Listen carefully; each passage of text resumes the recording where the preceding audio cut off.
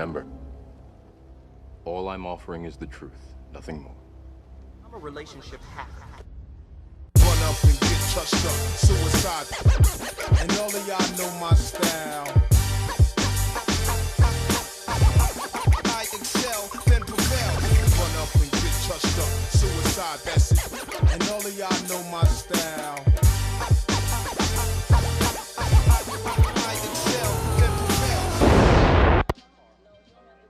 Step out of the car. I have the right to do that. I do have the right. That's it? Step out or I will remove I you. refuse to talk to you other than to identify myself. Now, if you're Ladies and gentlemen, the ZoWilliams Morning Show has returned to TradioV.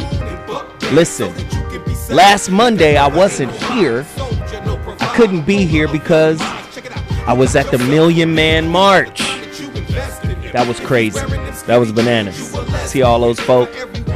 But we're back with another heater, another riveting topic. It's kind of what we do. Hey, listen, if the topic is not keeping you up late at night, tossing and turning, thinking, then we fail. That's what we want to do. We want you to think, right? Today's show's going to be absolutely bananas. But you know what I like to do before I even get to the topic? I got to promote black businesses. So I got to do this quickly. You got to get to my website, IamZoWilliams.com. Only 200 copies remain of the physical copy of my relationship book, The Relationship Dismount, How to Stick the Landing When Exiting a Toxic Relationship. Get the book now. If you're in America, free shipping and handling. So go to my website, IamZoWilliams.com. Free shipping and handling for all domestic orders. That's out the way. Do we got Doc G on the phone? We got Doc G. Doc G has something to promote as well. Dr. G, come in here and tell us about, what is it, Skype? Let's get him up here. Dr. G. Hi. Hey, what's happening, man? We can hear you, man. We're sorry we missed you today. So you got really quick to promote this book. Talk to me. Okay, so I have a new book that came out. It's called Talking to Crazy, How to Deal with the Irrational and Impossible People in Your Life. It came out last week, and it's actually for how to deal with the people that drive you crazy. And it's interesting, when people hear the title, everybody smiles. And I say, what are you smiling about? And they say, I think I do that every day. I think I talk to crazy every day. And I say, so what are you smiling about? They say, well, you kind of get what I deal with every day. And if you have an answer to that, I'm already smiling because you could help me with something that I don't know what to do with. So Talking to Crazy, how to deal with the irrational, impossible people in your life. It's available all booksellers. So check it out, Amazon, Barnes & Noble, independent booksellers. And look forward to be back on the show because I think your show is too black without me. Oh, there you go. I forgot. He thinks he's funny, by the way, right? Papa Smurf. Thank you, Papa Smurf, for the old joke attempt. We appreciate it. And go to Amazon.com and get the new book, Talking to Crazy, Dr. Mark Goulston. We appreciate it. Exactly. That's how I felt about that joke. Thanks, Doc. We'll see you next week or the week after, hopefully. Now, really quickly, let's move to WeJuice. WeJuice.com. The brother makes this juice, bottles it, brings it to us. Go there right now. I think if you put in the code WeJuice, we live, we love, $5 discount or something like that. And we is, the last we is spelled O-U-I. French.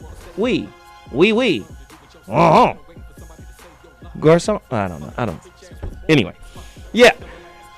Go support this brother's movement right now. WeJuice. Please support. Also, Arise Hospitality. Get there right now. Arise Hospitality Solutions. Black-owned business.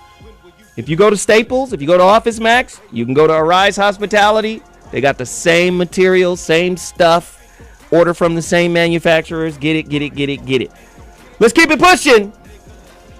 Elephant NYC. Black-owned fashion designers. Same quality material stuff as Ralph Lauren, Polo, out of New York. Support these brothers. Good businesses out here, man. All right, so Let's get to the people who are in the studio right now. Do we got Veronica Conway? She's not with us? All right, let's get to Chan. Holla at me, Chan. What movie you got going? What are you promoting right now? Talk to us. Right now, man, first of all, thanks for being on the show again, brother. I always love coming here. It's always a pleasure. Right now, I am on tour with a new movie called The Church House: Sexuality in the Black Church. Uh-oh. Here we go. So I had to go out Turn there. up!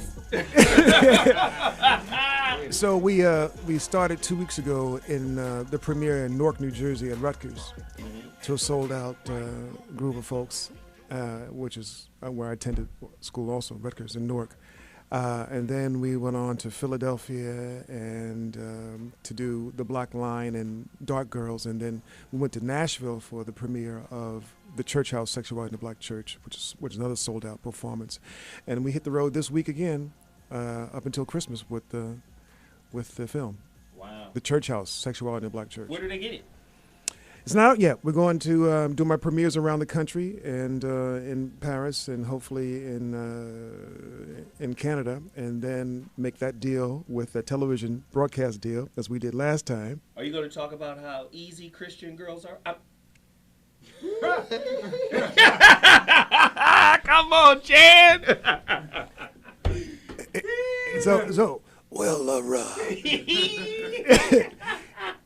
There is some conversation about That's all I want. sexuality, sex, where's it coming from the pulpit to the pews? Who's been doing it, who's not been doing it, who should be doing it, and where we need to go as a people to get healed. So we cover all the stuff. Yes, sir. And the first thing, you know what's interesting about the documentary, when I first mentioned it to people, they always go to homosexuality first. Really? But that's not the first thing. It's just a small part of it. Because preachers had been banging sisters. Going over Sister Johnson's house, who was married with 4 kids, for dinner after church on Sunday in Georgia, Mississippi, Tennessee. Okay, wait. What's the name of the movie again? It's called The Church House: Sexuality in the Black Church. Oh my God, man! You know we gonna do a whole show around this damn thing, right? Yeah. Hey, listen, we got 2 young brothers in the studio right now, actors, real live cats, doing big things. Listen, man, just listen. When we bring people on, we bring the truth on. What is the name of the movie y'all got coming? Man, and what is it about?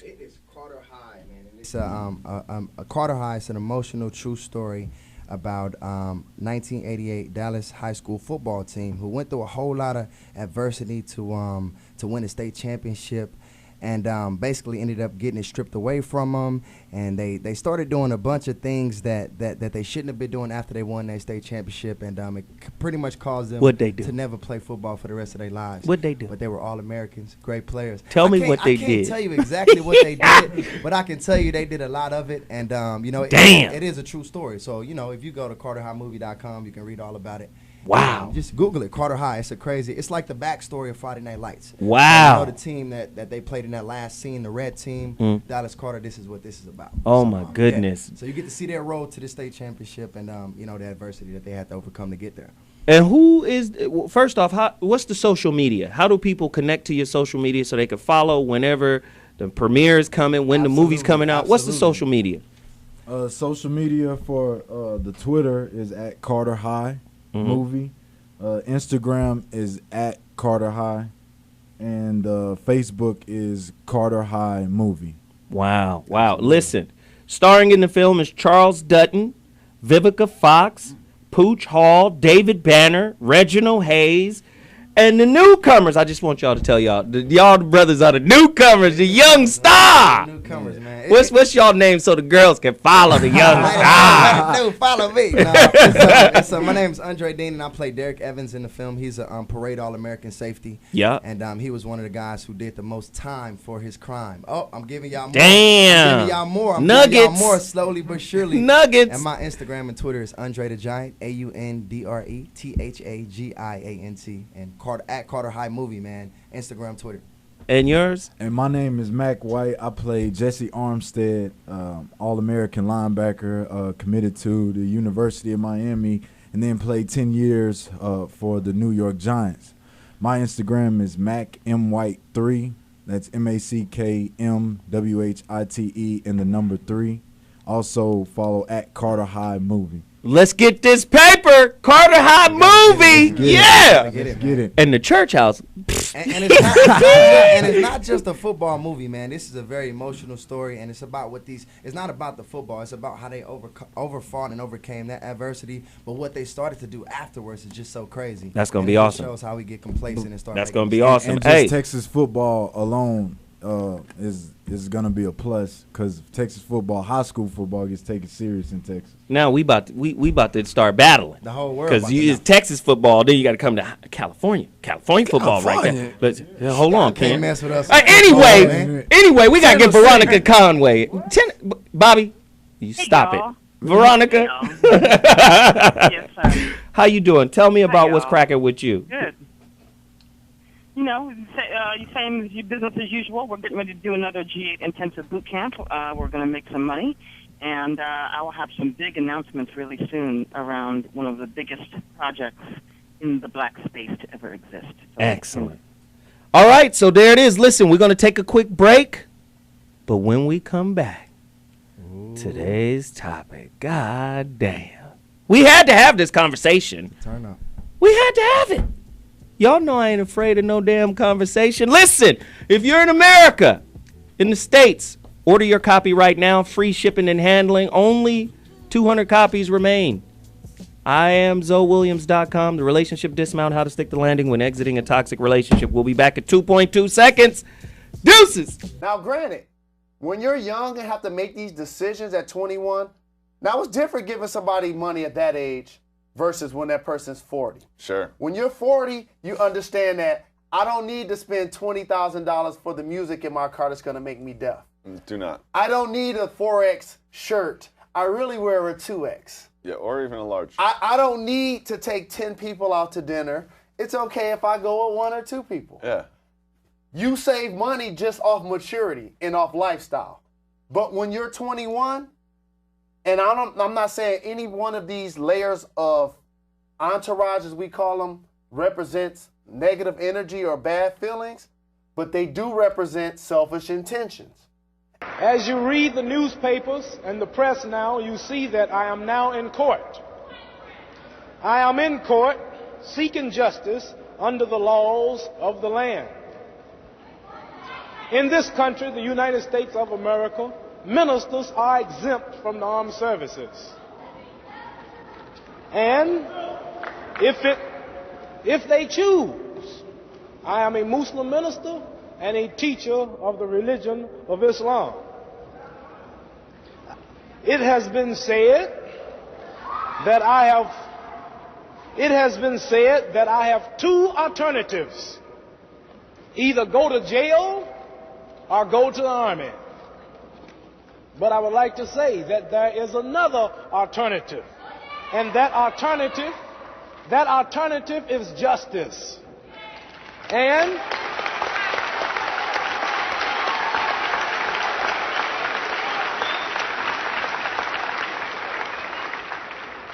if justice prevails, I will neither go to the army nor will I go to jail. Recently, Warwick met with Kevin Brumfield, one of the men convicted of killing his mom. Brumfield sits on death row at Angola State Prison in Louisiana. I was in counseling, and you think about things that you need to do to move forward in your life. And I was stuck in a place, and this idea just came about that maybe to help me get to that next hurdle, to move forward and to get past all the demons that I need to face my fear. What did you say to him when you first saw him? Really, I didn't know what to say. It was just one of those moments that I just tried to stay calm. You say in your book that you went there to forgive him. Did you? Yes, I did. Had to. All those nights that I've cried and sat around and just wondered, all the times that I've really missed out on smiling, having fun, enjoying life. He took that away from me. I gave him that power. So I felt like I needed to regain that power. That's scary. You went and saw the death chamber.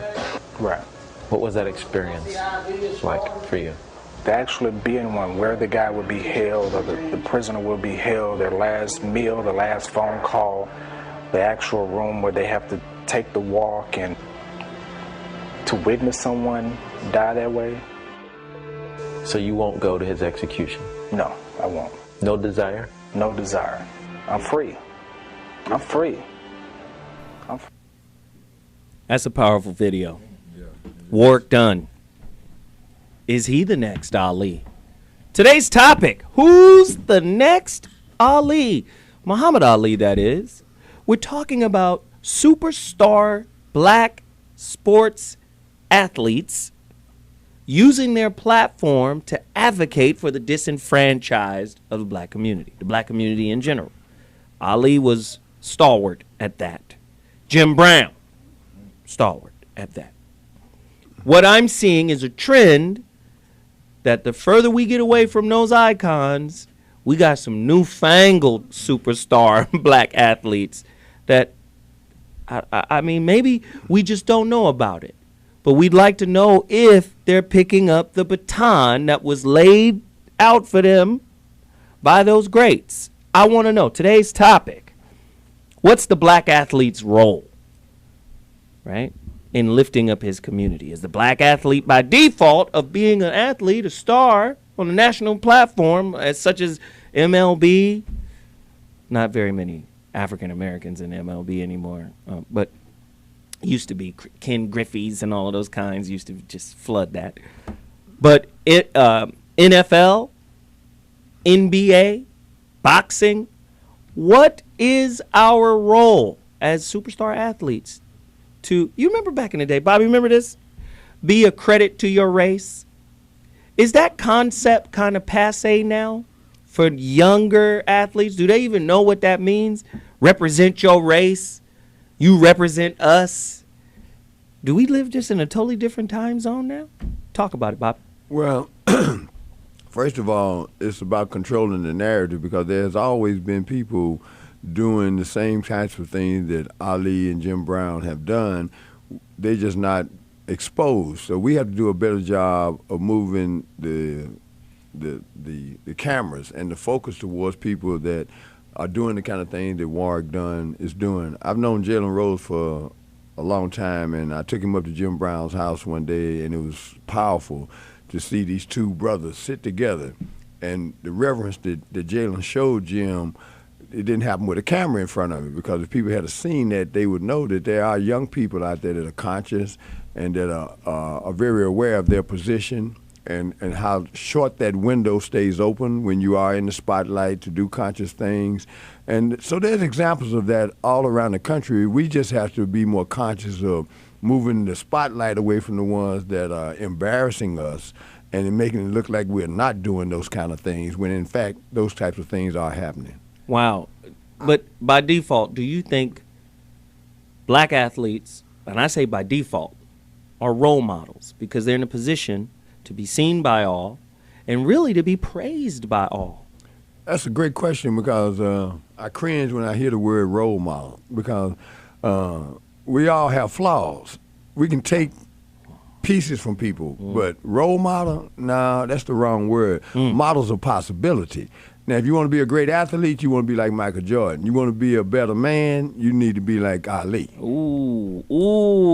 Jordan is an incredible athlete, but his consciousness is lacking. So we need to be careful about using words without understanding the basis for them. So models of possibility fit better. I like that. That's good stuff. Kev? That was real. Can we get all the mics on? All the mics on. Every last one of them, Jesus. So for me, it goes back to that old Spider-Man saying, with great power comes great responsibility. Right. So even though you may not want to be a role model when you're in that position, the fact of the matter is you have millions of eyes looking at you, and you are affecting little kids, people looking at you. They just have eyes on you. So even though you don't want to be that, that's the position that you're in. So you're in this great position of power to have a great life, to make all this money, and so you do kind of have a responsibility to show a right way to move through life. Because when you have all these different people looking at you, say like Ron Artest, or who's meta world peace now, when he jumped into the stands and just started beating on a fan. I mean, that literally changed the whole game, and so that was a negative role model. So I think you do definitely have a responsibility to kind of walk the right path when all these types of eyes are on you. Listen, we got some youngsters in the building Yes, who actually played the sport, football, and now they're actors. They're representing a movie called Carter High, right? Yes, sir. Yes, sir. So as some young cats who've been at the collegiate level, at a competitive level, like, what is the pressure for you to represent your neighborhood, your community? Is it more pressure to represent the hood than it is to represent the community? It's two different things. Yeah. Speak on that. I'm different. I believe that first and foremost, you should always represent yourself and your family and where you come from. You know what I mean? It's not about the hood. It's not about the set. It's not about the blacks. It's not about the whites. I think it's more so just about, and when you're an athlete, you are put on this pedestal, of course, right? You're put on this pedestal. People look up to you, and there's a lot of money that comes with that. There's a lot of responsibility that comes with that. So you do have to carry yourself a certain way. But I think that your focus should always be on your sport, on your craft, on who you are on the field or on the court or on the diamond or whatever it is or whatever sport that you're doing. Now I definitely think you have a responsibility to do the right thing, and you should always do the right thing. If you're a good person, you should always try to do good and not expect anything to come back. But I don't think you should go so far to say like they have a responsibility and they're just because they're put on the pedestal. I think that's got to be something that comes from within. And if it doesn't come from within, it's not going to be natural anyway. If it's not natural, then why do it? That's a good point. Let me get this young man right here. Kind of basically of what he's saying. I never really played college football. I never really played it. What happened though? You got a story. Yeah, when I got in trouble when I was 16, 2 counts of aggravated robbery, and basically you could say I was a stick-up kid and just living in the ghetto, trying to make my way through my situations the best way I felt like I knew how to. And it caused me 3 years of my life in jail, and I didn't get to graduate high school. And, I missed a lot of things while I was in there. So with me coming out and changing my life around and doing the whole acting thing, I made it a responsibility because just like Andre said, if you don't make it a responsibility or it's not within you, then being that example and you're not going to have that passion and that desire. Right. It won't be authentic. It won't be real. And I made it my responsibility just because I come from that environment and I'm not an athlete, and I feel like my community, we only feel like that you have to throw a football 100 yards or you have to shoot a good jump shot or rap or sing. I chose the acting route, and I made it my responsibility because I know the one thing that we lack in my community is hope. A lot of us, we don't have that hope, and I feel like somebody like me with the position that I'm in, I feel like I can bring that back because I come from that environment. I didn't go to college like a lot of these pro athletes were able to do. I don't have that education background at all. I come from the streets, and I served some time in jail, and I came out of that, and now I'm doing something with my life. So I think that being an example and having that influence has to be something that you just really have the passion for because you can take it to levels that a lot of people wouldn't take it to because it's just like, having a player, doing those extra sit-ups. Floyd Mayweather really wants to be known as the greatest. So whatever extra when his opponents are asleep, he's going to be able because that's what he really loves. Right. And that's what I feel like I'm a spokesperson for the hood, right? Just because what I represent and where I come from. Okay, all right. So let me get Veronica and then you. Veronica, yeah, are you listening to this? Yes, sir. Riveting conversation. Yes, I am. Yes. Can you give us some context? Well, I think we have to remember that pro athletes are the largest collection of black millionaires on the planet. Uh-oh. So we have to say, okay, so if you're the largest collection of black millionaires on the planet, what is your responsibility to the black community, right? And if we don't see people that are visible, I mean, let's face it, mostly what gets promoted in this country is athletes entertainment for black people to make it. Like we don't see images of doctors and lawyers and engineers and scientists. We see images of athletes and entertainers. So if our athletes and entertainers are the poster child for, black success, then I would say, then what is the responsibility of those people to set a positive imprint for the community? It doesn't take that much to do it. It does take having a vision beyond the game. It does take having a vision beyond the court, beyond the field, beyond the, right? And so that's what's often missing. I've done some work with the NBA, both the development league and the pro league, and we worked on mentoring people that were coming up. And a lot of the challenges is that people did not have a vision beyond the court. Wow. So that's what's needed. Listen, it's about to get turned up. There are people in here who disagree. I love it. I love it. I love it. We got to continue to have these kind of conversations. Whether you agree or disagree, you got to participate in order to get to the solution. We got to take a quick break.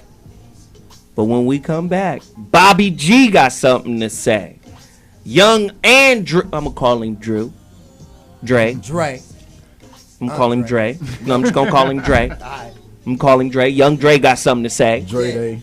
And then, of course, Chan and Doc Barham. Doc, you coached some professional athletes too, right? Yeah. We got to get the mindset right. Should this be a part, and then we're taking a break. Should this be a part of the development of the young athlete? Listen to it. Financial training. Right, all your fingers, right? Financial training. Media training. Bobby's big on media training, knowing how to speak. Domestic violence. I wish I had domestic violence training because I'm wild. Shit. I'm just saying. We need help, right? You can't be an athlete unless you have these trainings. Shouldn't that be part of the prerequisite for being? I don't know. Sir. No, sir. When we come back, though, we're going to get into it. Dunn's charity is not just giving away homes. Davis had to qualify through Habitat for Humanity and have financial literacy and complete 400 sweat equity hours. The first 200 hours were administrative hours, and the second 200 hours were building site hours. And I had to do 100 hours on someone else's home, help someone else build their home, and I did the last 100 on my home. We're so excited, especially because a lot of our students started from just putting the framing up. So really to see the whole thing come together and be able to see Valencia get her new home and stuff, and we've really been able to work with her and get to know her, and so it's like a little family, and I'm so excited that she gets to move in now. Not only does Davis now own a house, it comes completely furnished, including a full fridge, full cabinets, and much more. It means a lot. It's a dream come true. I always wanted to be able to provide a safe environment, home, a good neighborhood for them to be able to grow up in and go to school, give them something that I did not have. I never lived in a home, so it means a lot. Marbury recently took to Instagram to announce the resurrection of Starbury, and he's firing shots at big brands along the way. Marbury took to Twitter to call out not only Nike and Jordan brand, but also came from Michael Jordan himself. Jordan has been robbing the hood since. Kids dying for shoes, and the only face this dude makes is, I don't care. That time will change. Marbury didn't stop there. Homeboy, you're paying $200 for Jordans, and they make them for $5. The shoes are made in China in the same places. Stay calm, we coming. One tweeter wasn't down with those comparisons. Except when has Starbury ever featured tech, materials, construction, style, etc. compared to a Jordan? To which Marbury replied, who compared it? My dude, no one can compete with Nike or Jordans, but when you know the cost, you know the margins. Price, not tech. Even LeBron James got pulled into the discussion. Bron too. Every hot sneaker is $200 to $250 plus these days. He's a follower, not even giving that any attention. Marbury also revealed that his Starburys are made in the same place where Jordans are made. Facts, no lies. We comin', don't worry. Someone has to step up in our culture for our culture. I gotta get to Thanksgiving first. I'm going to give out turkeys back in the hood. I'm with you. You want me to come? You will? I appreciate it though, big dog. Hang on. But I'm gonna be in the hood giving out turkeys like Nino Brown, baby. Like Nino Brown, trying to restore my community. Nino Brown, baby. Yeah! Come on! Come on, man. I was talking about this earlier. Anyway, welcome back to the So What Morning Show. We talking about who's going to step up and be the next Ali. Now, Ali wasn't by himself. He had Jim Brown. He had Kareem Abdul-Jabbar. He had all type. Bill Russell. Yep, Bill Russell. He had all type of folk.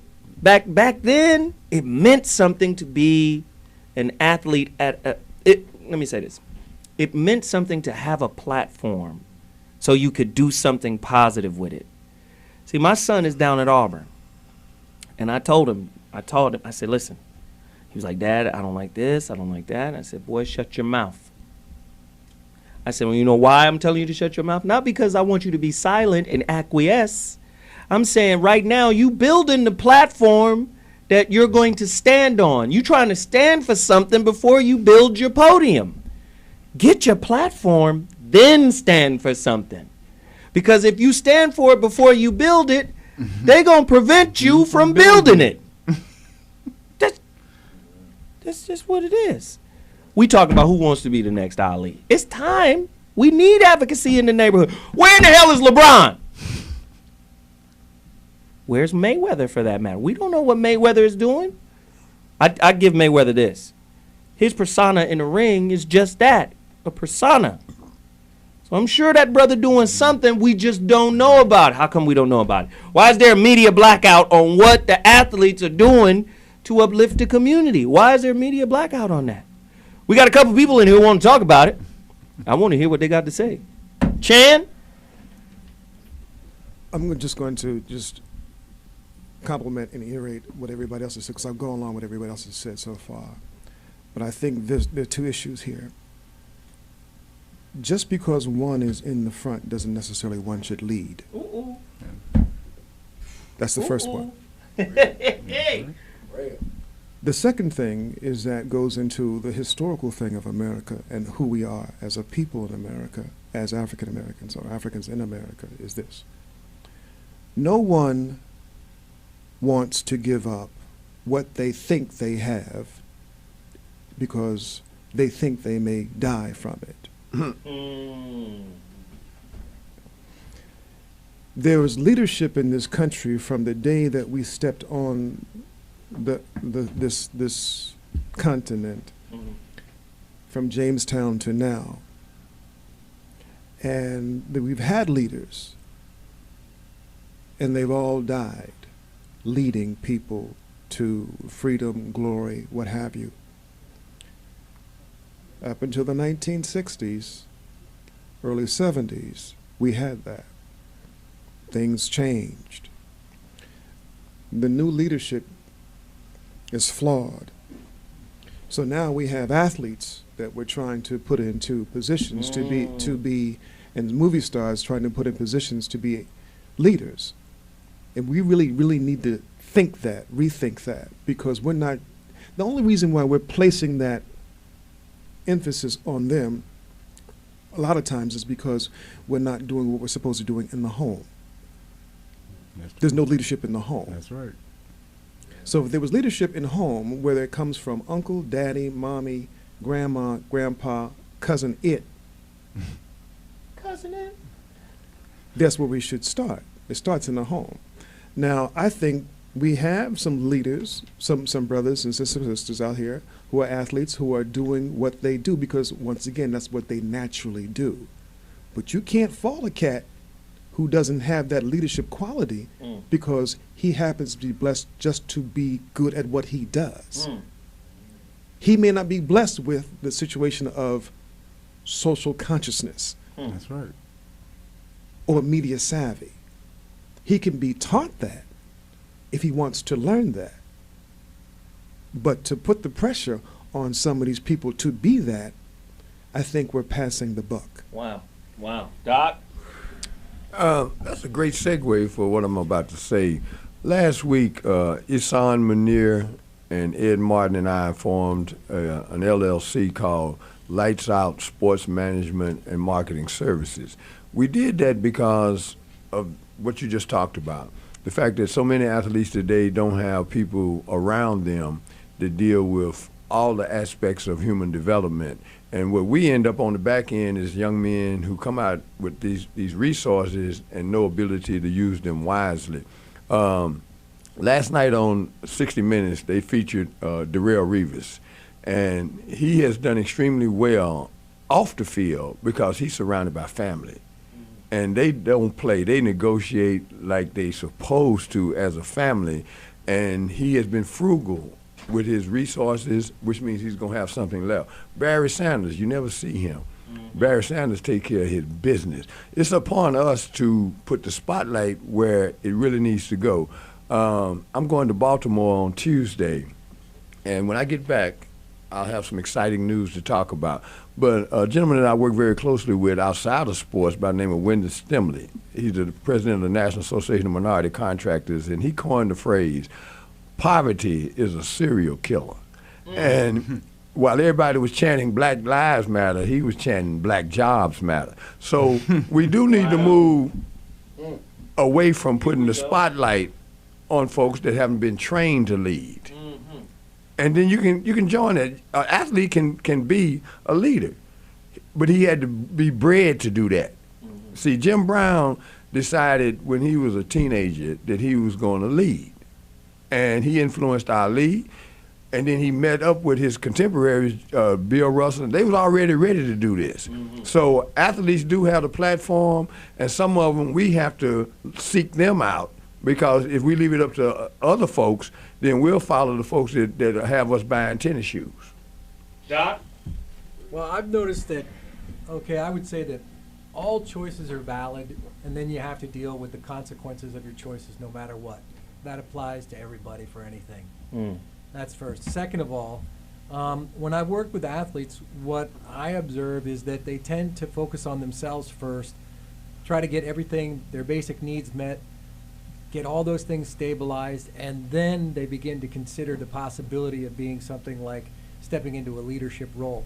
Leadership is not something that we're born with. It's a set of skills that one has to learn.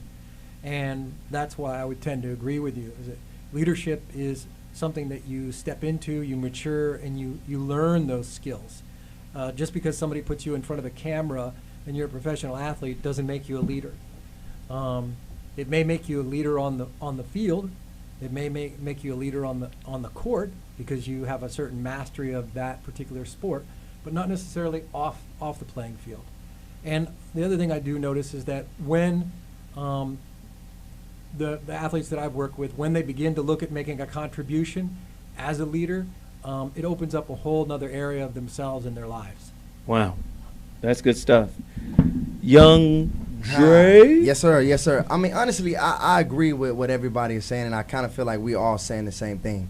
The thing is, today it's starting to change. Everything is social media now. They didn't have that back in the day. They didn't have Instagrams and Twitters where people got 200,000 followers, 1.5 million followers.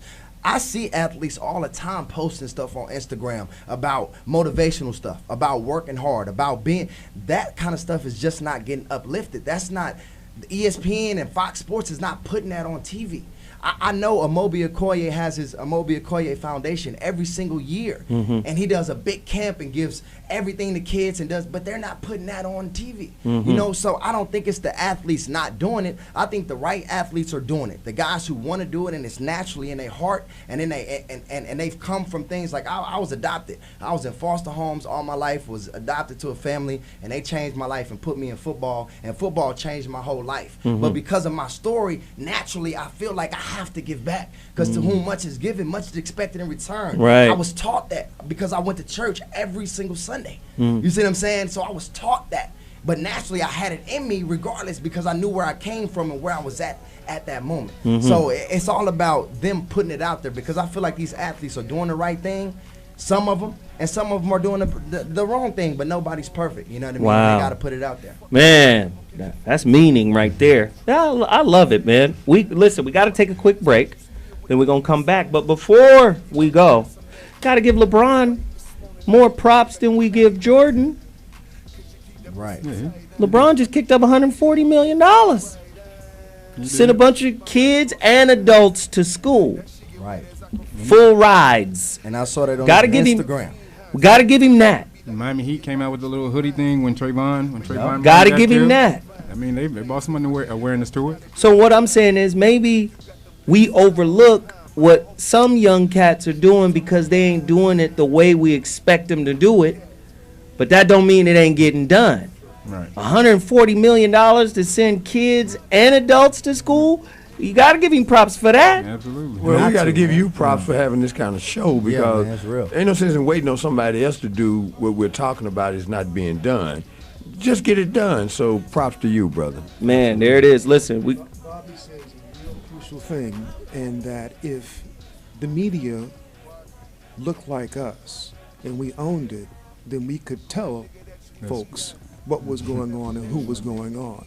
But since we don't have that kind of mindset, that we're stuck in entertainment set and not news set or conscious set, we promote the stuff that is light and fluffy. Light and fluffy. Light and fluffy. That's what Chan call it. Listen, we got to take a quick break. ZoWilliams Morning Show on TradioV. That's Radio NTV, TradioV. We'll be back in 2.2 seconds. Zo what? But tonight, Fox 17 News has learned the Tennessee Titans cornerback faces felony and misdemeanor charges in his home state of Georgia. According to this report from the Fayetteville Police Department, Jones and another man became confrontational when police tried to question them as they sat inside a parked Bentley automobile on February 6, 2006. I believe Mr. Jones tried to take a swing at one of the officers as well, tried to hit him. The officers had to take him to the ground as well as the other person that was in the vehicle with him. Jones and Kafour Lewis were charged with 3 counts of obstruction. Lewis was also charged with possession of marijuana. You know, people that want to fight with our officers, we take that very seriously because, like I said, they could have been injured very easily during the confrontation. 1 month later, the Fayette County Drug Task Force searched a home that Pac-Man bought for his mother. Agents say they found marijuana in the basement and in a jewelry box in Pac-Man's mother's bedroom. While Deborah Jones and Kafour Lewis were charged in the case, the charges against Pac-Man were later dismissed. Still, it all adds up to at least 10 incidents involving Pac-Man and police since the Titans made him their top draft pick in 2000. That's not the case. Was Ray involved in the fighting? In my opinion, yes. I don't know if he was wrestling and fighting, but I know he was right in the mix there with everybody else. Because his lawyer and his side have always kind of said, hey, he was trying to be the peacemaker in that situation. I didn't see that. When the police asked him what happened, he wouldn't, come clean. He was not involved in the fight. He didn't cause it. He didn't take an act, a step, or a statement to make this happen. He was no more guilty than the other 100 people on the street. No one has ever been convicted in the deaths of Jason Baker and Richard Lawler. For Baker's uncle, Greg Wilson, it angers him to see Ray Lewis basking in the glow of football glory and redemption. Redemption? I mean, stop acting like you are one of the people that come out the Bible. So you think on this day, Ray Lewis knows what happened that night? Oh, yeah. I hope it haunts them for the rest of their life until they die and then until they... Did sports. Ray Rice, your reaction when you heard everything that happened? I just saw that last night. I saw it last night with the sound off. You don't need any sound. Yeah, I was watching it, I was like, what the hell am I, is this Sports Center? Like, I couldn't even believe my eyes, and then when I heard that, like, they were, like, still, like... She married him. Yeah, I mean... I'm just going to go and say that probably was not a wise decision, but, It goes beyond sports, though. I mean, and obviously you're in a violent sport, okay, and you're going to have to answer questions about this, but this is a cultural thing now, and when things like that dominate the headlines, it's message-wise for women, what would you say? What would I say? Yeah, it is a really, really tough question. For women, I think you just need to respect yourself and see what you're worth and really know what you're worth. And unfortunately, I think a lot of women undersell themselves and they don't know how much they really deserve. And I know for a fact that woman deserves more than what she... Yeah. I mean, these videos are incredible. I love just picking little pieces. Snippets. Little snippets. Veronica. And then Kevin. Veronica, we're talking about the athlete's responsibility, his role. A lot of people said something very powerful about, if you're not a leader, if you're not this, if you're not that by nature, things that aren't authentic. But at the same time, we also talked about the flip side of that, which is leadership is something that can be learned. So why isn't it a prerequisite for participating in sports? Well, I've worked, like I said, I worked with the NBA and I've worked with some NFL players, and one of the things that you have to understand about why it gets missed in that culture is a couple of reasons. Especially the NBA, it's such a fast culture. When I was in there doing trainings, visioning trainings, life beyond the field, the court trainings, what you found is that they just had so little time and bandwidth. And the NBA culture, the development culture, didn't really support. It's like they got to focus on their body and they got to focus on their game, and that's it. And we'll give them 5 minutes to have life skills and 5 minutes to do this, and that's just the nature of the culture. So that's one thing that would need to shift internally to the organization to support them in having, access to sort of a bigger vision, right? Because if an athlete doesn't have a vision for something bigger than himself and his professional sports career, then he's typically not going to fare well in the long term. So that's one thing. The other thing that's a profound part of the culture is that, because I was a part of a movement with a guy who's a sports agent and was really trying to mobilize melanated black advisors, because what happens is that when these guys get into that environment, they get surrounded by financial advisors and business managers that don't look like them. Right?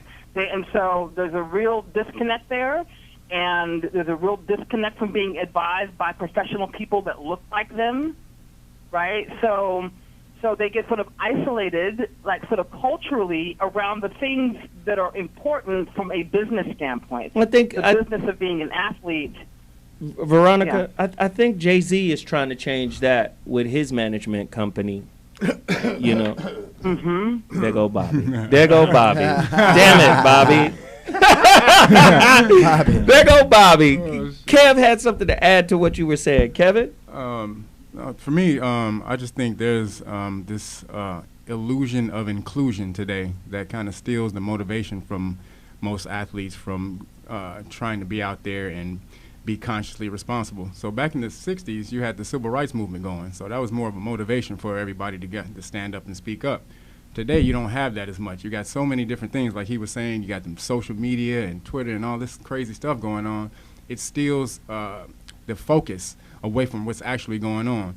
And it doesn't seem like the oppression is as overt as it was back in the day. So you don't feel like, or most guys don't feel like they have to speak up like that.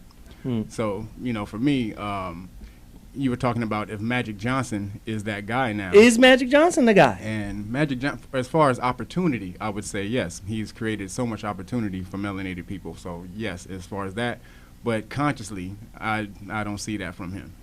What do you mean consciously? Because some people be like conscious smanchous. What does that mean? Well, I got a job. I can pay my Netflix bill. That's all I needed. Well, speaking up on issues that affect melanated people today, I don't see him doing that. Kareem, on the other hand, as soon as something happens, you'll hear Kareem do an op-ed, and he's out there blasting people. So, that's the difference between. Maybe it's the young youth, the generation. Maybe it's a generational thing.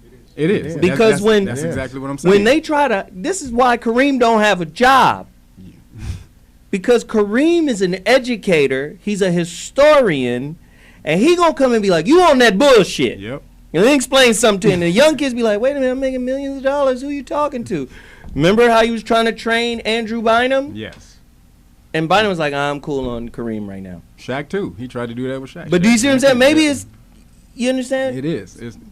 But, as far as the corporate thing as well, so back in the day, you didn't have the corporate monster or the corporate master wasn't as powerful as it is today. And so when you have these athletes who are actually indentured servants, they're more like slaves, because even in their contracts, there's certain things that they can't change in their contract, and when you're not a party to be able to change your contract, that actually makes you a contract slave. So in that aspect, a lot of ways they can't come out and say and do a lot of the same things that they were able to do in the 60s. That's true. It's in the contract now. They'll have that money snatched right from them. So it's in the contract. That's one of the main things why you don't hear them speaking out like that. Bobby? Okay, you did a feature on Ronda Rousey a little while ago. within a year, Ed Martin and Issam Manir and I are going to find LaQuisha at the club. That's going to whoop her motherfucking ass. Turn up. We're going to whoop her like she's a runaway slave. Oh, damn it. Turn up. There go Bobby. Which is a great segue for our next guest, the young man who's on the line now in the Virgin Islands. He's 19-1. He had his last fight a couple weeks ago on Premier Boxing Champions station, and he learned what it means to be on the other side because he had never lost a fight until a couple weeks ago.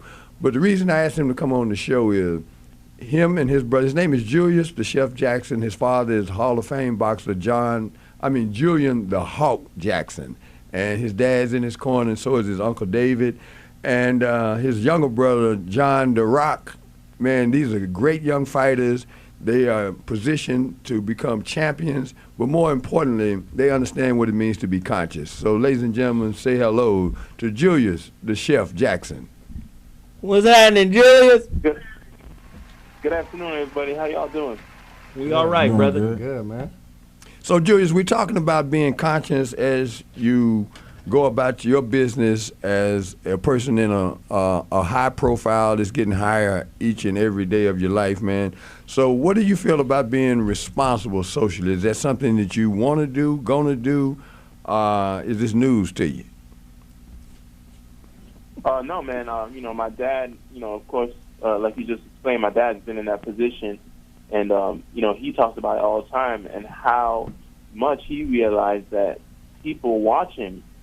Not just what he does in the ring, but they watch how he moves, the things he says. They just watch every part of you. When you're put in positions of such a being recognized, it's a responsibility because you are being watched. And I agree with him. I agree with him, experiencing it myself. I get so much calls from schools and just from different organizations who want me to come and speak just because I've reached a level. They might not know me personally, but because I've reached a level in my craft, they want me to come and speak about how I did it. And I think that just comes with the territory. And socially, people in my position and who are higher than me, way higher than me, I think just have to know that they have that responsibility because people are watching. Younger, older, everybody's watching. And I think it is a responsibility for individuals that do such things. Wow. How important is family in your development? Because you're one of the few cats that I've met that in the sports and entertainment arena who's actually had a father who was dominant in their upbringing. How much of a difference has that made in your life to have your father around? Oh, man, huge difference, huge difference. Even though my mom and my dad separated when I was about 10 years old, they both still made it a priority to both spend time with us. And, I lived with my dad primarily. So my dad raised me mostly. And my mom would take us on the weekends. And you could always feel the difference. You can always know the difference. Like, okay, this is how my dad operates, and this is how my mom operates. When people talk to me in school and be like, hey, how's your dad doing? And what your dad got going on, I can exactly tell them, look, this is what my dad going on, and this is how my dad is. Like, if we get invited to something and my dad says, no, you're not going, I know exactly why he said no. Like, he would break it down for me, you know what I mean? And that was big in my steps coming up. I would learn, like, okay, Pops never wanted to go to things like this. Maybe I shouldn't go either. You know what I mean? Like, those kind of things were very influential in my life. And it helped me socially to be a part of things that maybe I shouldn't have or should have, He helped me to make decisions like that just by the decisions he made. So it was very, very influential in my life. So are you going to, once you're already making more money now, is money going to change you? Are you ready for what comes with money? Right. I don't believe it will because of the foundation that I have, the foundation that has been, developed in me from my parents, my coaches, my teachers. I really believe that it has grounded me to what's important. And I can't see money changing me at all because money comes and goes, man. Hey, man, look, champ, the music's coming on, man. Thank you so much for coming on the Zoe Morning Show, and look forward to seeing you when you come back to L.A. in the near future, brother, and all the best to you. Awesome, man. I appreciate you guys having me, man. Great conversation, man. Thank you. Excellent. Listen, we got to take a quick break. When we come back, we are going to continue the conversation. Listen, we need examples like that. We don't see it. This is a media outlet. Let's utilize the media outlet to uplift the guys that are out there in the trenches that don't get the bling. You know, we love a train wreck in America, right?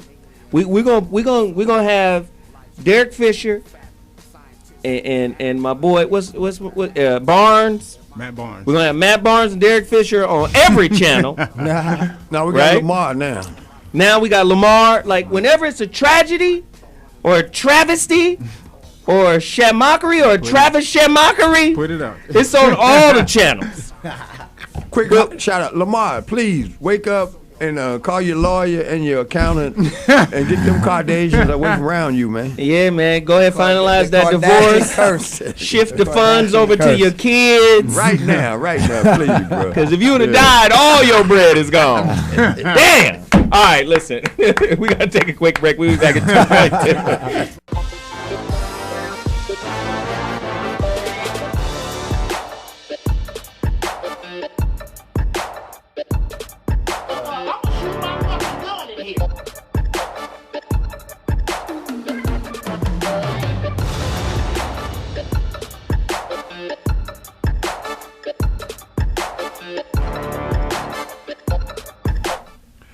Okay, let's get right to it. Black lives matter, right, but black jobs matter more, because poverty is a serial killer. We are in the business of destroying each other because Reverend Ike was right. Money is not the root of all evil, it's the lack of money that's the root of all evil. And we need to focus primarily right now on sharing wealth with one another. And until we do that, it's going to get rougher and rougher. I got a friend that lives in Cleveland right now, and he watched a brother kill 2 guys right there on the street that he was on. He just moved to Cleveland a couple weeks ago. And in the last 60 days in the city of Cleveland, a 5-year-old child, a 3-year-old child, and a 5-month-old got killed because poverty is a serial killer. Black folks, let's put our money where our mouths are. I'm done. I ain't mad. Yeah. I ain't mad. But watch when I get to my final thought. Y'all gonna think I'm mad. Because I got some shit to say about this. Now, Veronica is saying that the downside of black athletes is they're being exploited. Veronica? Yeah? In what way are athletes being exploited? Well, if you look at the post that I just tweeted you from the New York Post, they go into great detail about what's happening with Lamar Odom and the Kardashians and how, like, if you look under the seedy underbelly of what's happening there, is some serious exploitation happening with that family. And, you know, you and I talked about this before on the show, Zoe, is you know, when we talk about, if you go to afieldnegro.com, you look at the photo section, and you see how many pro athletes are fundamentally, through marriage to white women, are fundamentally giving over a huge amount of their assets through marriage, death, and divorce. Oh, wait. Hold on. Because this thing that right now we was on the tracks, and now we off the tracks. You telling me? Okay. Let me just make sure I get this. 'Cause I love Veronica. She always comes for the fences. God damn it! She don't swing for base hits, doubles, triples, singles. She trying to get to the fences out in the parking lot, bust somebody's windshield. Are you telling me that, in a way, professional sports for African American athletes are a type of incubator for interracial relationships that ultimately funnel the millions that black male athletes make away from the black community? Is that what you're saying? I'm saying that it's quite prevalent, and I'm saying that I don't really have an attachment about who sleeps with whom. What I am concerned about is black economics, and when you look at the statistics and you look at how much leaves our community through interracial, like divorce and death, then you have to begin to say we are crazy. Like, well, a fool and his money are soon parted, because if you look at afieldnegro.com and you look at just we've looked at it and we've calculated by the amount of wealth that is leaving the community through famous celebrity black men, including, and that's the same thing that's potentially happening with the Kardashians. It's a real situation, but nobody really talks about it because they think, oh, you're just being racist. I don't care about who you sleep with or who you love. I care about whether you have a consciousness to serve your community with the fact that you're, like I said, part of you're the biggest group of millionaires black millionaires on the planet. And she just said consciousness about how we're going to deal with that. That's powerful. She just said Lamar Odom is a field Negro. Because he ain't got his shit together, and the Kardashians would have made off with $50 million. He got kids. That's crazy right there. People want to chime in. Doc, Chan. We're going to come to you. I know you're fighting at the top. No, I'm going to listen because I want to make sure I'm getting all this from different angles before I speak on what I want to say. So, Chan, speak on that, man. You know, I don't even know where to start with this. I swear, I don't even know where to start with this because, you know, the bait for most black men has been white women throughout the years.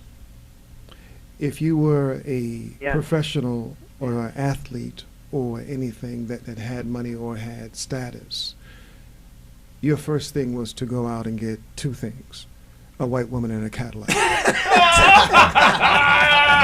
Don't forget some chicken now. Hold on. That's a watermelon then. Robert. Amen. Sweet tea. Amen. That shows up in our media in the 60s and the 70s when you look at black exploitation films. Those things show up. That's right. You've got a man in the hood who's the man in the hood who has the purpose and all the means. And what does he have by his side? A Caucasian woman, preferably blonde. Dolomite! And a Cadillac. Damn it.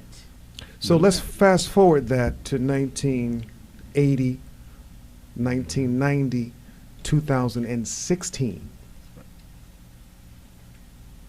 Where has it changed? Oh, they driving Bugattis now, but they still got that. And the white woman got plastic surgery now. They added the plastic surgery to it. The last thing is this, is that also, because of that, is that when you have a media that only presents white women as the status symbol, from Playboy to, you know, Dove to whatever, all the 60s and 50 advertisements in newspapers and television. Well, wow, that's the thing to have.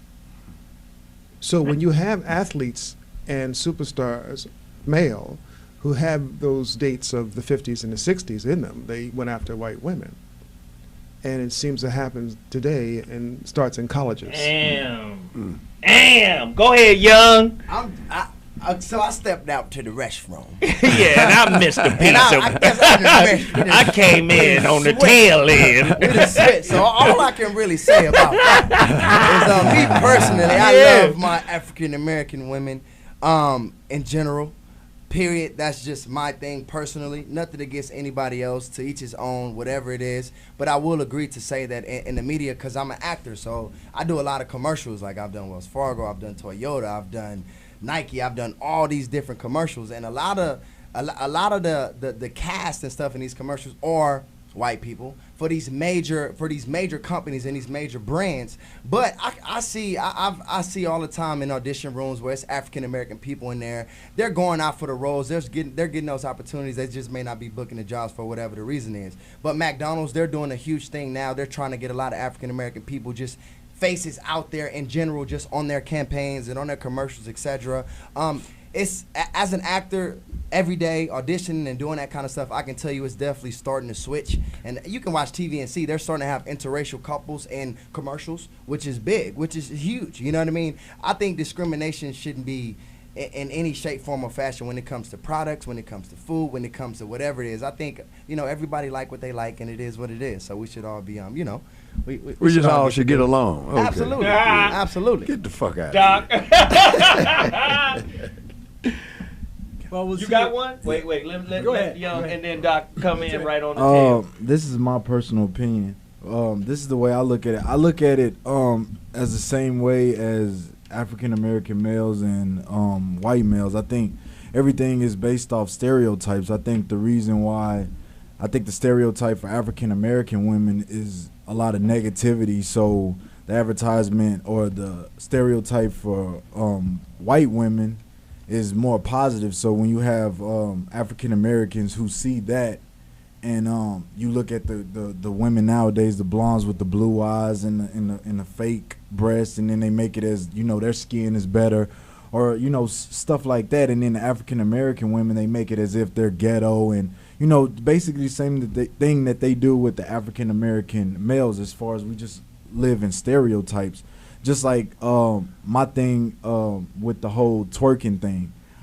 When they had this group, the twerk team, they were like 3 black girls, and they were always making these videos, but it was so disrespectful. And when you had hip hop videos with Nelly and Tip Drill and all those, everybody was talking bad about those women. They had no self-respect. Soon as Miley Cyrus started twerking, now you got people getting paid hundreds of thousands of dollars, white women getting paid hundreds of thousands of dollars just to twerk. And now it's like it's a workout now. You can go to class for this. At first it was disrespectful to women, because at that time black women were booty shaking. At that time it was booty shaking. Right. So it was it was a problem then. And then now that Miley Cyrus has started the whole white girl twerking thing, and then people start getting hip to it. Now it's a class. It's a part of art now. And it's something that's a workout. This is something that's positive. It strengthens your glutes. Yeah. Right. Chan? I say this all over when I do my lectures, and I'm going to say it, and it may offend some people, and I don't mean to offend. Hey, we can offend anybody in here. I've always said that black people create and white people conquer. Whoa. Okay. If you're going to take off from the free throw, let somebody know. I don't want to get dunked on. Let me move out the way. Bruh. Damn. And there's proof. But I agree with you. But whose fault is that? I don't think that it's their fault. I think it's our fault that we're not creating and doing these things and standing strong regardless to who lashes out us. I agree with you. It is partly our fault. But let's talk about how economics are set up in America and how long they've had a jump on us in terms of economic growth in America. When you have 200 or 300 years to set up companies, laws, economics, wealth, there's no way that a person or a group of people with that short of time against this much time can play catch up. When you have this as the history of America, and then you have the history of slavery in America, and then you have the history of free black people in America, because we've only been free since 1968. Right, that's true. June 4th, I think it was. July, June 4th, Civil Rights Bill. Yeah. Before that, what were you? You had no power. I got to go to the bathroom now. Hey, man, I need to step in on the point he just made. He's actually right with those statistics, but here's the reality. I don't care how far we're behind. Our only objective now is to catch up. And we have to form that mindset and eliminate the notion that that's not our responsibility. If we're not doing that, then we ain't gonna business being on the planet. All right, we good at coming back. So let's get busy with the comeback. Period. The thing is that it's not about, and I agree with you, I don't think it's about catching up. I think it's about creating something that we can do for ourselves that they cannot do for us. Ooh. That's true. Well, let's dance. Bobby said, let's dance then. Let's cha-cha. Hey, listen, we got to take a quick break, man. Who going to take Ali's place? Who going to take Jim Brown's place? We need somebody to do it ASAP. We'll be back at 2.2 T Radio V. The voice of reason is ZoWilliams. And, of course, this is the Zo What Show. We'll be back. Who do they trust? They have to trust themselves, and they have to learn and understand. And a couple of general rules. Where you hear about people stealing money, financial advisors do. There's a couple of guys in Florida that are just horrendous people that should be in jail that I know of. They have stolen money outright because they were able to get power of attorney from these people. Nobody should ever sign a power of attorney. If their agent tells them, all you have to do is worry about going out and training and getting in shape and I'll take care of everything else, you should find another agent. Because an agent's job, they sit down and they tell these young men, I'm going to take care of everything. Your insurance, your cars, your house, all of that stuff. These are some of the greatest con artists of all time. They don't have any background in this business. This isn't something you pick up, just like, you pick up, where you learn how to flip burgers. Managing money and managing portfolios is not something that you just pick up, in an afternoon. And you have to evaluate how to trust people. These guys, I know some guys in New Jersey that were referred, their clients were referred to them by their agents. These guys literally stole money, forged signatures, and did a terrible job for them. And those guys are probably going to find themselves in jail. Well, their agents referred them. There's no way these ball players should have known better because their agents referred them. So the smoking gun in my business is the training programs. The smoking gun in this whole problem right now is the agents and the family members who don't know what they're talking about, but somehow have gotten these athletes just to trust them blindly. Right. What do you think went wrong? How do you think an athlete can start off, let's take a football player, Pop Warner, dreams and aspirations of playing high school football, and from that point, he dreams of playing college football. From that point, he dreams of playing in a mighty NFL. He dreams of having all the cars, all the women, all the money, all the houses, all the jewelry, all the things that make him feel that he's successful, and the things he deemed he earned from being this superstar that he just became. How do you lose it all? Where in that cycle, I told you from Pop Warner all the way up to the NFL, does mismanagement come in? This is a question I'm posing to you. When does the mismanagement come in? Like boxers and NBA players, like guys that grew up poor, and the one thing is when they first get some money, because they've had to live a whole life where they never really had much, they want to get everything that they never had at once. You know what I mean? And that's what I think that a lot of times that's what brings on that that what happens later. The downfall. Yeah, the downfall comes because you start spending. I remember speaking of Mike Tyson, that they had an article in it was Sports Illustrated where they just had a breakdown just a lot of his spending and things of that nature. And I remember, if I remember correctly, Mike saying once that he didn't think he was gonna live past 40, so he was just spending money like was going out of style. Wow. So Well, he made $500 million in his career. Well, we're back. Now that's the real problem here. Fuck the relationships. Let's get down to the money. How is it that the African American players, a lot of them go broke, and it ain't just African Americans. It's across the board, especially in the NFL. They lose money. All sports. They lose a lot of bread. Anton, what's my man? Anton Walker. Anton Walker lost what? $108 million. Yep. Allen Iverson. Allen Iverson. He made $200 and something million. Allen made $200. Damn. I mean, well, we already know what happened with Holyfield. Holyfield gave all his bread to Creflo Dollar. Who's He that? gave all his bread to Jesus. No, the children, man. And children. And, well, child support. That's another little. This is why I'm worried about Dwight Howard. Oh my God, yeah. Because Dwight Howard, he's MC Drippy Nut. He gonna get with the girl raw and drop off in her, and he think because I'm Dwight Howard, I'm worth $150 million. I'm worth woo. Okay, that's one baby mama. That's another baby mama. That's another baby mama, and it's all child support is predicated on what you make. Yeah. You ain't gonna be making $150 million. You ain't gonna keep getting $150 million contracts. You know, life management skills play into this in a very important way, because I remember when I first met Jalen Rose at a Mike Tyson fight in Vegas, right? And him and Jimmy Jam was the only two people that didn't have entourages. And I spoke to both of them, and I walked up to Jimmy Jam and I told him, I said, man, these people don't even know that's you. And you, the only person that look forward to going to the mailbox every day. Every day. Every day. And then I walked over to Jalen. I said, man, I don't want nothing from you but to congratulate you. You don't have an entourage. He was already in the NBA. And he said, what do you mean by that? I said, man, I just know you get it, man. Because everybody else had entourages. And the bill was on them. I saw Dennis Rodman lose $40,000 playing a game he didn't know how to shoot craps. Just walked up to the table and said, give me the dice, and rolled away 40 grand in about 2 minutes. And I'm watching these people just do what they do, and I say this to say that. If you don't know who you are, you'll end up with stuff that don't matter, that you will not be able to keep.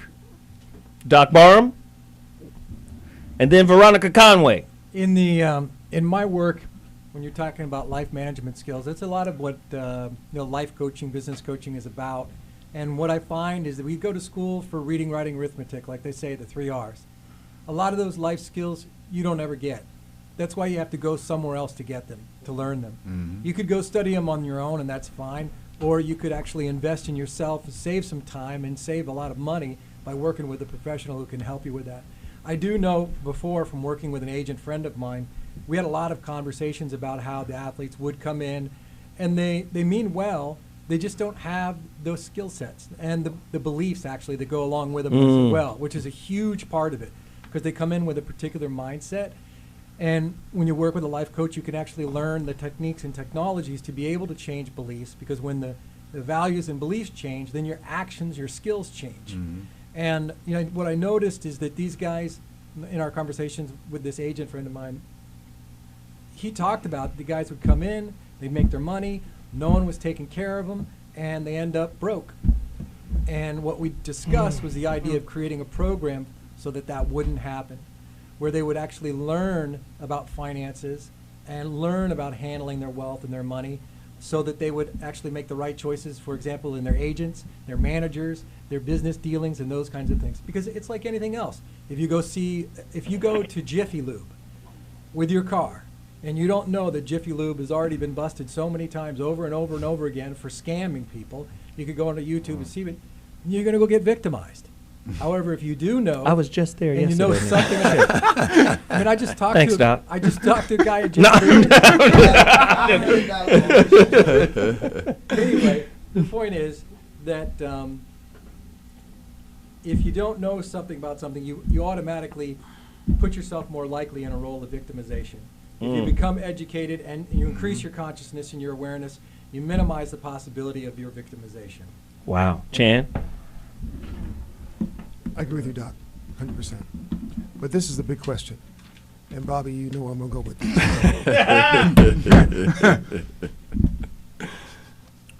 Why don't we, as African American people, today trust one another enough to do business the right way, to receive the right royalties, to have the right fees, because we've been around it long enough to learn how to do something about it. That's right. You've seen enough go wrong, go awry, go crazy, what not to do.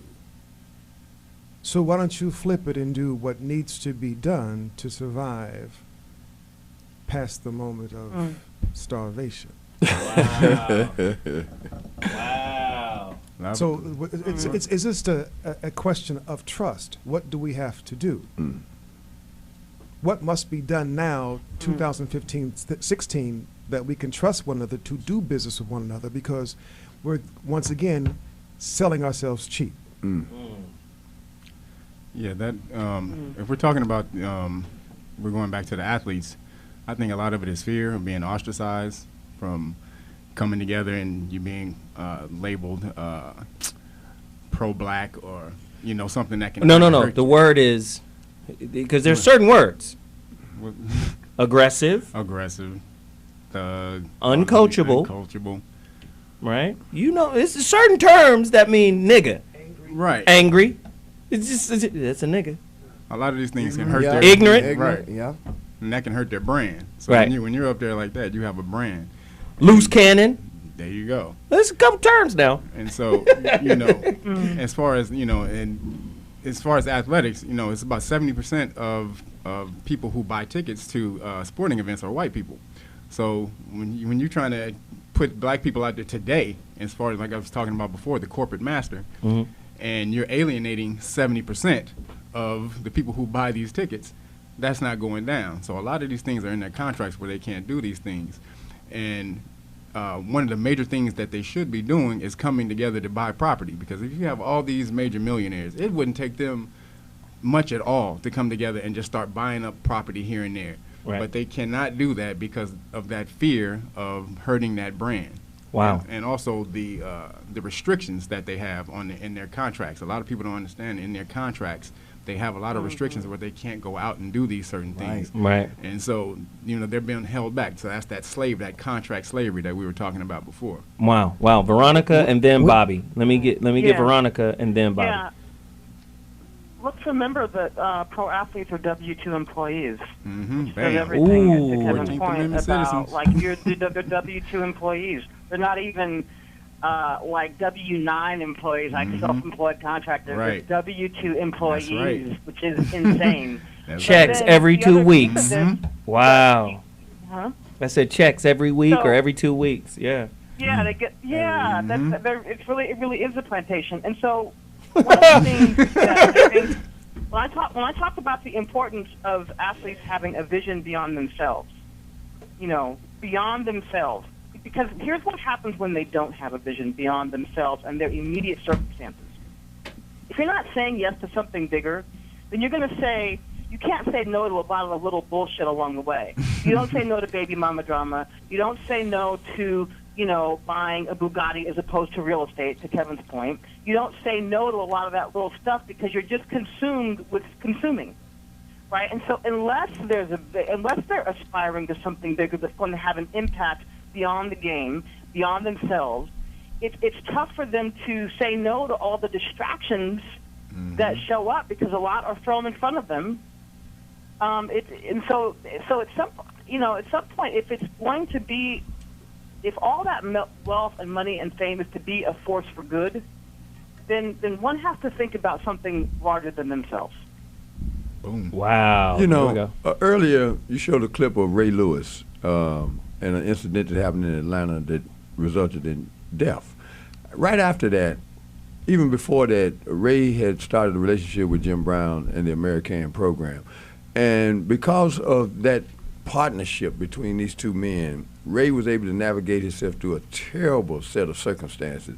The American Life Management Skills curriculum is rooted in the following mantra: eliminate the negative, establish the facts, and choose your best option. And it's taught in first person. And because there are resources out there like that we need to promote because they're proven, tested, and true, we can avert, not just with athletes, but our own communities, the behavior that has led us into a situation where we are almost at the precipice of disaster. So I think it's really important that life management skills be one of the fundamental things that we deal with going forward if we want to address the problems that we are faced with right now. Good stuff, Dre. I think it's what we need to understand at all times is it's the athlete's choice. He doesn't have to speak to the media unless he wants to. But if you don't speak to the media, there's a fine for it. Then he has to. Right. But still, you don't have to do anything that you don't want to do. Just take the fine and keep it moving and keep it pushing. My thing is, you can't make somebody be somebody who they aren't. I agree with what Doc said. If you're a person and you know that you're not good at talking to the media, you know that you're not good at portraying yourself well, then you get a publicist. If you know that you're not good at talking to the media, then you go get a coach or somebody to coach you up on talking to the media. But if you don't care, then that's your own fault. You can't say somebody has to do this, or because he has a lot of money, it's his responsibility to be a role model for everybody. He doesn't have to be a role model for anybody but his son and for his family. That's his commitment. If you have a job, when you come into a job, they don't say, okay, you're going to be making this much money. Now, when we give you this money, you're going to have to make sure you try to do this or try to do that. If it's in the corporate world, then why the hell should you do it in sports? But in the contracts, are different. They have a clause though where they say you can't do anything detrimental to the franchise, to the brand. But that's what I'm saying though. But that's what morality clause. But that's what I'm saying though. They still have that choice. Now if you just like with the visor, who wears the visor? Who was wearing the visor? LaDainian Tomlinson. He wore a visor when he played. Now he was fined $15,000 for every game that he wore that visor, right? He wore the visor because he said the defense can't see where he didn't his want eyes him to is see his eyes. Right, which makes perfectly good sense. So you pay the fine. It's how many games? 16, 15 times 16. Let me pay this and get it out the way. That's all I'm saying. You do have a responsibility when you're on a pedestal to make the right decisions. But if you don't, then you have to live with the decisions that you make. Whatever the consequences are that come with them, whether it's the media bashing you, whether it's white people bashing you, whether it's black people bashing you, whether it's the NFL, the NBA, the MLB, it doesn't matter. You have to live with those consequences. And if you don't like them, get help. Let me just say, I like this young brother. He got the passion. He got the fire. Hey, go against them motherfuckers. Fuck the system. Rage against the machine.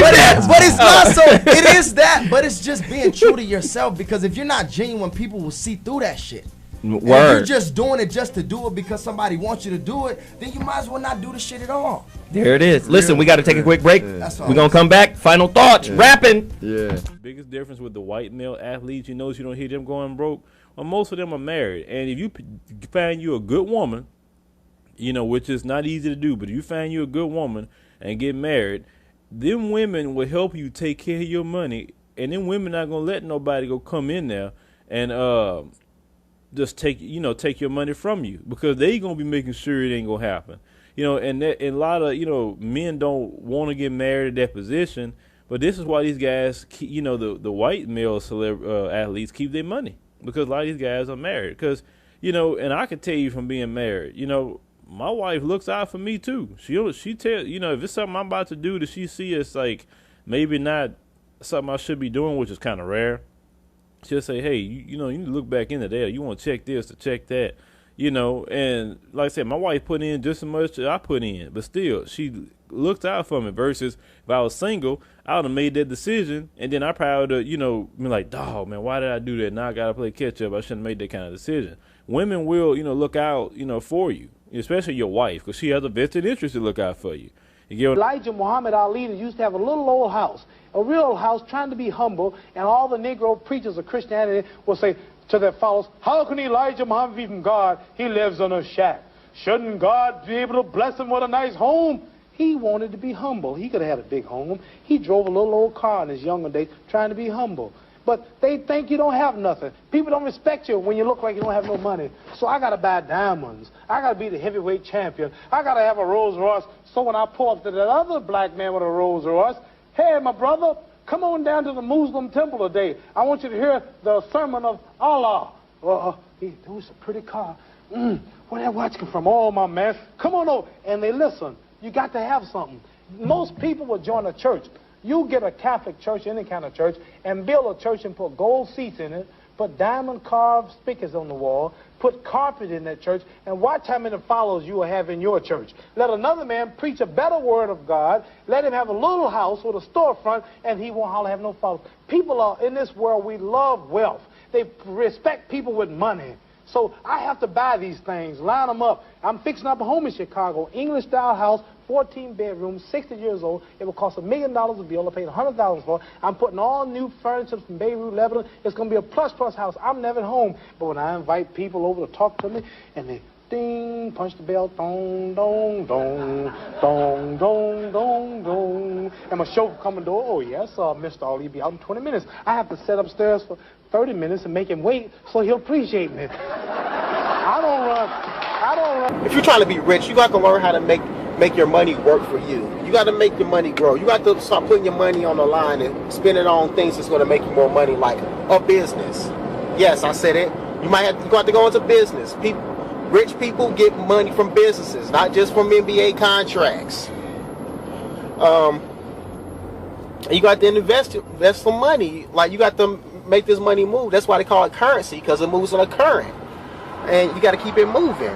And the thing is, when you spend the money doesn't disappear. It goes into other people's hands, and then it goes to another person's hands, and it goes to another person's hands. It's a circle. It's a circle. You just got to catch it, make it grow, make your money work. Hey, what's up? I am Scott. And I am Ken. We are not the Chemical Brothers, but we are the Crystal Method. And you are watching TradioV.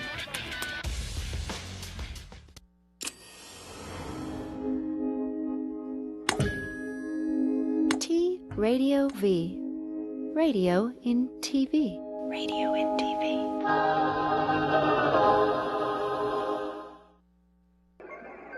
We are a society.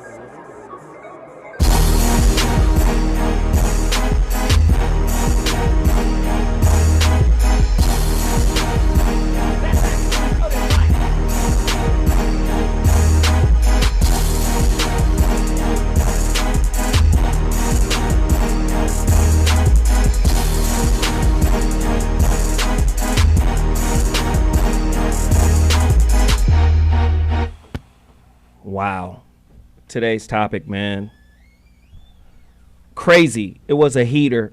Before I get into my final thoughts, there was a sister who was supposed to come on at the top of the hour, well, at the top of the show, Community Empowerment. She's the sister who built my mobile app.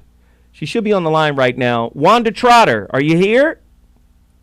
Hello, yes, I'm here. How are you? Really I'm quickly. The show, and I need that book by Dr. G. Yes, you do. Talking to Crazy. I was talking to Crazy yesterday. Lost my damn mind talking to Crazy. Now I look crazy. But get Dr. G's book. It's an incredible book. Talk to us about what you've done for me in terms of the app and how other black businesses should get with you.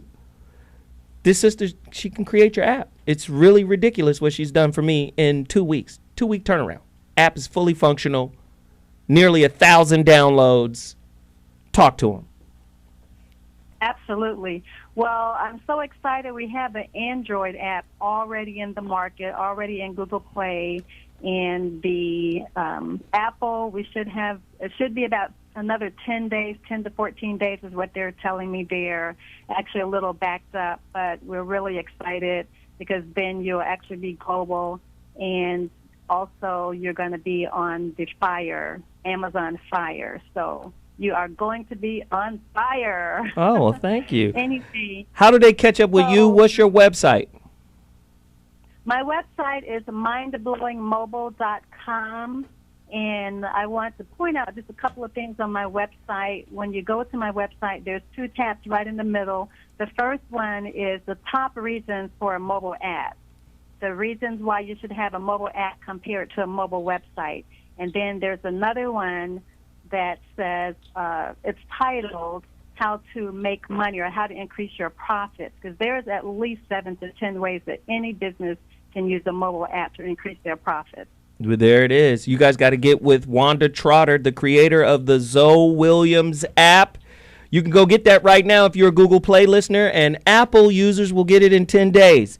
Thanks again for calling in, sister. I appreciate you. Now, to my final thought for today's topic. Let's listen. So there's different disciplines, right? There's a financial discipline that needs to be taught to these athletes. And they don't need to be taught this the day before they get a check. They need to be taught this during the process of them developing into prospects that will be recruited, national recruits, right? You come to find that a lot of these national recruits don't know nothing about money until they have it, right? So like in that movie or that documentary on Netflix, 30 for 30, Broke, it's the lottery effect. The same way lottery winners trick off millions of dollars because they have a poverty mindset, the sports athlete does the same. Where are the prospects coming from? Are they coming from the suburbs? Are they coming from affluence? Or are they coming from the hood? And that's why they so good, because they fighting to get the hell out the hood. Right? They struggling, right?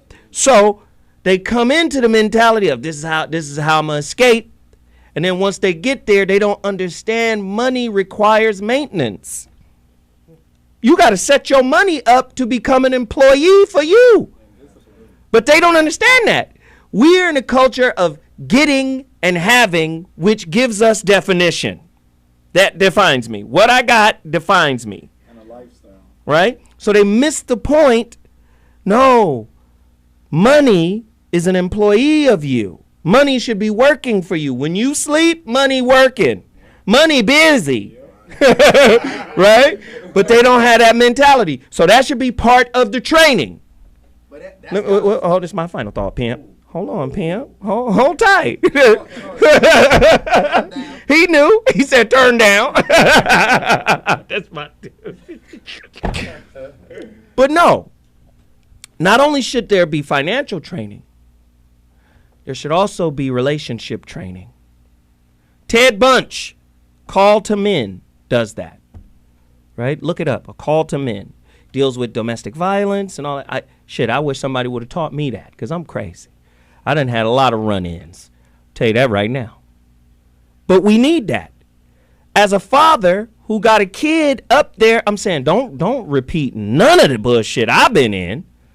So we need proper training for that. Right? Now, I'm just talking about the different levels of training. Social consciousness should also be a training. Like, we've lost sight of I don't want to make my people look bad. Remember back in the 50s and the 60s? That was there. Hey, you represent not only us, the family, the immediate family, you represent us as a people. We lost that. Your social conscious training should be so tight that the owner, because I get sick of hearing NBA players and NFL players saying, well, I got a good owner. Yeah, that's because you're a good slave. Thank you. I heard Dwayne Wade say that one day. Our owner is great. Do you hear yourself, nigga? Right, you claim to have an owner. Fuck! That just blew me away. So, you got to be so tight with your social community conscious game that owner is afraid to make you rich. He's afraid to make you rich because he knows what you are. Let me give you an example of that. And the best way to do it, this is why I told my son, don't say shit until you got the platform. Richard Sherman. Richard Sherman waited till he had the platform. He didn't just get to the NFL and start talking shit. He waited. He waited till he was all pro. He waited to the Super Bowl. He waited until he was in the discussion of the best corners. Then when they came after him, he shut that motherfucker down. Skip Bayless. I'm better at life than you, Skip. I know I'm a third of your age, but I'm better at living. Stanford, check. 1,400 on the SAT, check. All pro, check. Super Bowl champion, check. Fuck what you about. And I'm from Compton, check. Do you understand? We got to have those kind of riders so when the next Tamar Rice gets killed, when the next Mike Brown gets shot down, when the next whoever gets shot down, your platform is too big you're too big to fail. You're too big to shit, it's LeBron talking. Fuck. What are we gonna do now? If LeBron just came out and said, this shit is wrong. What if you pull me over? You gonna shoot me? I'm LeBron. You gonna shoot me? What if Kobe, come on, you 400 million? You done made at least 400 million. Say something. Say you got the platform. It's too late for them to take it back. It's just 20 years in. Say something. That's how you become the hero to the people instead of the benchmark to be surpassed. See, people are looking at Kobe and Jordan. I want to be better. Them niggas is great, but I want to be up there too. They're not looking at you as a hero. They're looking at you as a benchmark to reach. That's different. Ali was a hero. That motherfucker walked in the hood with people. Ali Boumaier. They killed that other nigga. Ali killed his ass. Do you understand? He was a hero. You got to be a hero in this community because this community needs heroes more than any other community in the world. And why not you? That's my final thought. Having a great time in here. Let's just wrap it up. Bobby? Island Boy Spices, please. Get some of these because you're going to put something on your food. So you might as well get on with a brother from the Virgin Islands. They're spectacular. You can reach me at Glanton-Smith, or you can get at me through Facebook and all that kind of stuff. And don't forget to get Real Men Don't Play, because it is the evidence that you're looking for that we do get down like that. And wait a minute, I got one more thing to say. Just one more. Lawyers, right? They are what to the court? They're officers of the court. Right? Yeah. So they really can't say shit to go against the court, because the court can say, hey, motherfucker, you with us. I don't give a fuck who you representing. Yep. That's how black athletes are. They're officers of the league. They're afraid to step up and put their motherfucking position in the court, right, in harm's way. To me, that's bitch assery. Just to me. Absolutely. My man, movies, booty boxing. You gotta tell them about that, man. Yeah, so you can reach me at YouTube channel Real Nagas. That's ReelNagas. That's the video classroom. Also, go ahead and get the booty boxing 8-week home system.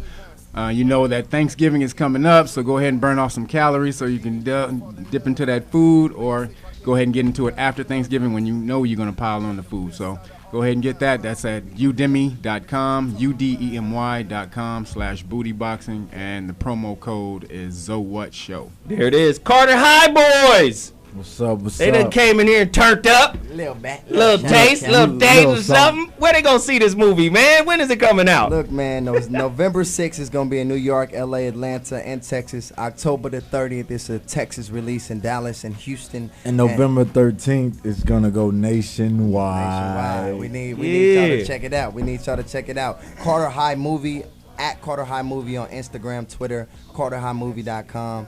Andre the Giant on Twitter, Instagram, AUNDRETHAGIANT. Blessed. Let's do it. Got it. Black MY3 on Instagram, MACKMWHITE and the number 3. Yes, sir. That's it? Yes, okay, sir. Veronica Conway, really quickly, where do they find you? Yeah, you can find me at veronicaconway.com. My social media is all things Veronica Conway across all platforms and spaces. And if you want to email me about the upcoming boot camp, it's veronica@veronicaconway.com. For D. Channsin Berry, director-producer, you can find me on Facebook, D. Channsin Berry on Facebook. All my stuff is on there in terms of the screenings and premieres around the country for The Church House, Sexuality in the Black Church. Transformational life coach, Doc Barham, where do they find you? They can find me online at my website at docbarham.org. That's DOCBARHAM.org. You can always drop me a line on my email, docbarham@gmail.com. And any of my social media, Instagram, Facebook, any of those things, they can find me at Doc Barham. Yo, for U.S. citizens, free shipping and handling, only 200 copies left. Go to my website, IamZoWilliams.com, the relationship dismount. Please support the movement, and we'll see you next week with another heater. So what? We out.